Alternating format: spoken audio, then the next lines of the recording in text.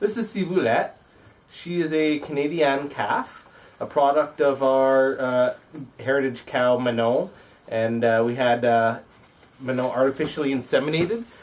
The artificial insemination process was pretty simple and straightforward. We had a gentleman come over from one of the local dairies who also keeps this this breed of cow. So he had some rods. He brought them over, and we did the artificial insemination. It was really cheap and very simple.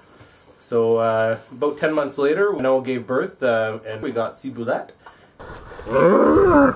Hey, it's okay. Here. She's a beautiful little calf. We have them separated right now. We do a dairy calf share program so that we separate the calf during the day. And then in the evenings, I bring in Manon. I milk her. We take that for our family. And then we put them together for the evening. Ciboulette feeds and nurses off Mama all night long, and then we separate them again in the day so that we can repeat the process. So that's an everyday process, and she gets more than she needs, we get more than we need, and now we are supplementing with hay. She's about 9 months old, 8-9 months old now, so we're going to be looking to wean her off shortly, and then we'll have to wind Manon down, and then we're gonna get her pregnant again, as we want to grow our herd. So in a couple of years, Ciboulette will be old enough to start having her own calves, and it'll just help us grow our herd a little faster. Ciboulette is nearly 100% purebred, and Manon is in the 98%. So that was important as well. There's a lot of resources online in terms of genetics, and that's something Danielle kind of focuses on in terms of the chickens and the cows. But it's nice to have pure animals that are heritage, that can be dated back hundreds of years, that they haven't been modified, that they haven't been bred selectively for a gross amount of milk production or a gross amount of meat production. They grow like animals should grow, and their food, the meat, the dairy, eggs, whatever you harvest from your animals, the taste and the quality reflects that lack of processing and engineering, and that has gone into it. So anyways, I'm going to clean the stall. This is a kind of a monthly chore. We use kind of a combination of a deep bed and traditional style stall keeping.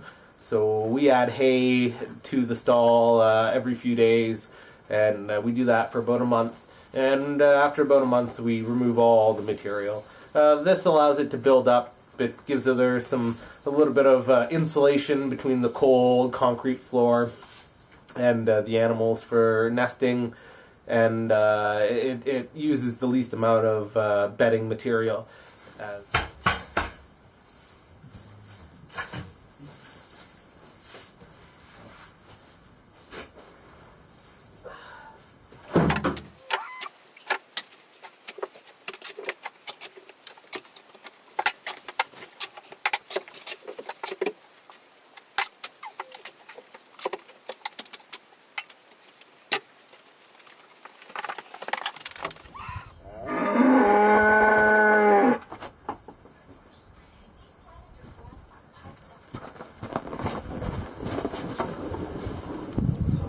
So that's all nice, cleaned out for her. So I'm going to throw down probably a bale of hay. We give her something nice to lay on and go do some other farm chores.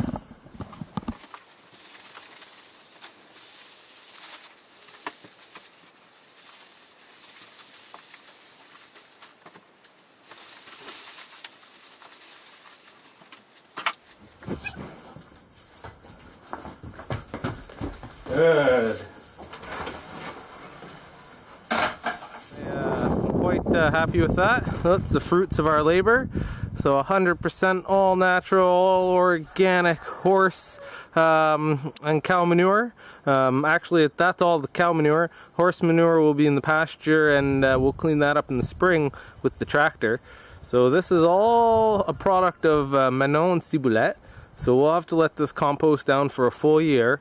So we'll move this to our compost heap in the spring with the tractor, and really let it compost down. They've got some great organic matter in there, some hay bedding, the cow shit, and urine with really complete the full system for a nice soil that'll really add to our organic matter in the garden. So we're looking forward to adding that in. So that'll be a spring chore, but we really use 100% of what we can when we can use it. And this is at no cost to us. This cost us essentially nothing. You know, we had to put in the time.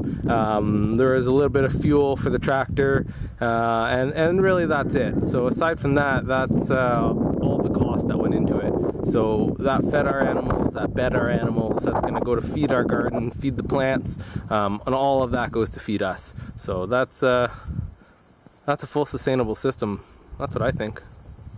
Yeah, tag team.